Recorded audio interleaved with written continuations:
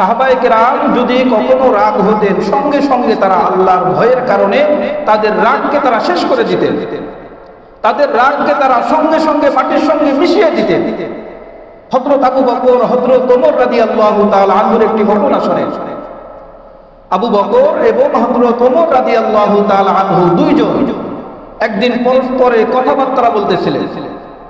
এক পর্যায়ে কথা বলতে বলতে হযরত আবু বকর রাদিয়াল্লাহু তাআলা আনহু এমন একটি কথা বললেন, যেই কথার কারণে হযরত ওমর রাদিয়াল্লাহু তাআলা আনহু রাগ হয়ে গেলেন।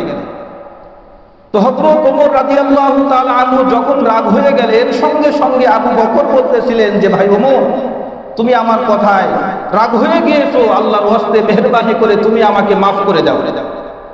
সঙ্গে সঙ্গে বললেন, কিন্তু ওমর রাদিয়াল্লাহু তাআলা আনহু তাকে মাফ করলেন না। ওমর রাদিয়াল্লাহু তাআলা আনহু সেখান থেকে উঠে গেলেন। উঠে গিয়ে তিনি বাড়ির দিকে রওনা করলেন। আবু বকর রাদিয়াল্লাহু তাআলা আনহু এমন একজন সাহাবী ছিলেন যে ওমর আমার কথায় কষ্ট পেয়েছে, সে আমাকে মাফ করে নাই, যেভাবেই হোক তার কাছ থেকে মাফ চেয়ে নিতে হবে। হযরত ওমর রাদিয়াল্লাহু তাআলা আনহু বাড়ির দিকে যাচ্ছে, আর পিছনে পিছনে হযরত আবু বকর রাদিয়াল্লাহু তাআলা আনহু বলতেছেন, ভাই ওমর আমাকে মাফ করে দাও, ভাই ওমর আমাকে মাফ করে দাও, আমাকে ক্ষমা করে দাও, তুমি আমার কথায় কষ্ট পেয়েছো। হযরত ওমর রাদিয়াল্লাহু তাআলা আনহু তখনও তাকে মাফ করলেন না। ওমর রাদিয়াল্লাহু তাআলা আনহু তার ঘরে প্রবেশ করলেন। হাদিসের মধ্যে আসছে যে ঘরে প্রবেশ করে আবু বকর বাহিরে তার মুখের সামনে হযরত ওমর রাদিয়াল্লাহু তাআলা আনহু দরজাটাকে বন্ধ করে দিলেন। হযরত আবু বকর রাদিয়াল্লাহু তাআলা আনহু বুঝতে পারলেন যে ওমর তো ভীষণ রাগ হয়েছে, সে তো আমাকে এখনো ক্ষমা করেননি, সুতরাং তার কাছ থেকে ক্ষমা চেয়ে নিতে হবে, ক্ষমা চাইতেই হবে। তিনি কষ্ট পেলেন, তিনি কষ্ট পেয়ে চলে গেলেন রাসূলুল্লাহ সাল্লাল্লাহু আলাইহি ওয়াসাল্লামের দরবারে। দেখেন সাহাবায়ে কেরামের একটা অভ্যাস ছিল যে কোনো কারণে যদি সাহাবায়ে কেরামের মন খারাপ হতো বা তারা যদি কোনো কারণে তাদের রাগ হতো বা মন খারাপ হতো, সাহাবায়ে কেরাম সঙ্গে সঙ্গে নবীজি সাল্লাল্লাহু আলাইহি ওয়াসাল্লামের নিকটে চলে যেতেন। এটা সাহাবায়ে কেরামের একটা গুণ ছিল যে মন খারাপ হলেই সঙ্গে সঙ্গে তারা মসজিদে চলে যেতেন। তো এইভাবে হযরত আবু বকর রাদিয়াল্লাহু তাআলা আনহু নবীজি সাল্লাল্লাহু আলাইহি ওয়াসাল্লামের দরবারে চলে গেলেন।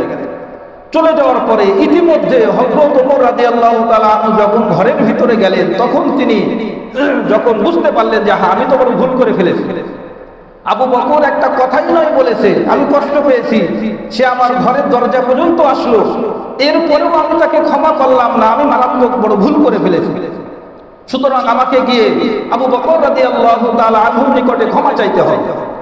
দেখেন একজন আরেকজনের ব্যাপারে কেমন ছিল। কথা বলল আবু বকর, কষ্ট পেল ওমর, আবু বকর মাপ চাইলেন।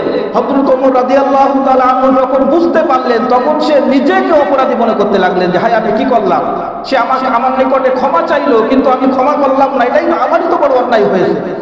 আর আবু বকর রাদিয়াল্লাহু তাআলা আনহু সে ভাবতেছে যে আমি তাকে কষ্ট দিয়েছি, আমি তো বড় অন্যায় করেছি। দুজন চলে গেলেন রাসূলুল্লাহ সাল্লাল্লাহু আলাইহি ওয়াসাল্লামের দরবারে।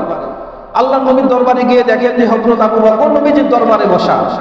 হযরত ওমর রাদিয়াল্লাহু তাআলা আনহু ঘটনা খুলে বললেন, ইয়া রাসূলুল্লাহ, আমি তার কথায় কষ্ট পেয়েছি, সে আমার বাড়ি পর্যন্ত গিয়েছে, কিন্তু আমি তাকে মাফ করিনি, ক্ষমা করিনি। এতটুকু বলার পরে নবীজি সাল্লাল্লাহু আলাইহি ওয়াসাল্লাম নিজে রাগ হয়ে গেলেন। নবীজি সাল্লাল্লাহু আলাইহি ওয়াসাল্লাম নিজে রাগ হয়ে গেলেন যে আবু বকরের মতো মানুষকে তুমি ক্ষমা করতে পারলা না, আবু বকর রাদিয়াল্লাহু তাআলা আনহুর মতো মানুষকে তুমি ক্ষমা করতে পারলা না। পাশেই আবু বকর বসা। হযরত আবু বকর রাদিয়াল্লাহু তাআলা আনহু দেখলেন ঘটনা কেমন হয়ে গেল। আবু বকর বলতেছিলেন, ইয়া রাসূলুল্লাহ, দোষ তো আমার, ইয়া রাসূলুল্লাহ, ওমরের তো কোনো দোষ না। হযরত ওমর ভাবতেছে, ইয়া রাসূলুল্লাহ, আবু বকরের দোষ না, দোষ তো আমার। এদিক দিয়ে রাসূলুল্লাহ সাল্লাল্লাহু আলাইহি ওয়াসাল্লাম রাগ হয়ে গেলেন। আল্লাহ নবী সাল্লাল্লাহু আলাইহি ওয়াসাল্লাম বললেন যে শোনো, আবু বকরের মতো মানুষটাকে তোমরা কি একটু ক্ষমা করতে পারো না? সাহাবায়ে কেরামদেরকে ডেকে বললেন, ও আমার সাহাবারা, শোনো, আবু বকর রাদিয়াল্লাহু তাআলা আনহু কোন স্বাভাবিক ভুলের কারণে, ত্রুটির কারণে তোমরা কখনো আবু বকরের উপর রাগ হবে না। কেননা আবু বকর রাদিয়াল্লাহু তাআলা আনহু হচ্ছে ওই ব্যক্তি, যেই ব্যক্তিকে আমি সর্বপ্রথম যখন দ্বীনের দাওয়াত দিয়েছি, দ্বীনের দাওয়াত দেওয়ার কারণে তোমরা অনেকেই আসো যে তোমরা সঙ্গে সঙ্গে দ্বীনের দাওয়াতকে গ্রহণ করোনি, কিন্তু আবু বকর রাদিয়াল্লাহু তাআলা আনহু যখনই দ্বীনের দাওয়াত পেয়েছে সঙ্গে সঙ্গে তিনি বিনা দ্বিধায় তিনি ইসলাম গ্রহণ করে দ্বীনকে সে গ্রহণ করে নিয়েছে। এটা ছিল সাহাবায়ে কিরামের রাগ। এই রাগগুলিও কি প্রশংসনীয় রাগ, এটা নিন্দনীয় রাগ নয়। দ্বীনের কারণে, ইসলামের কারণে, আল্লাহর রেজামন্দির উদ্দেশ্যে যেই রাগটা হয় এই রাগটা প্রশংসনীয় রাগ, গুণগত রাগ।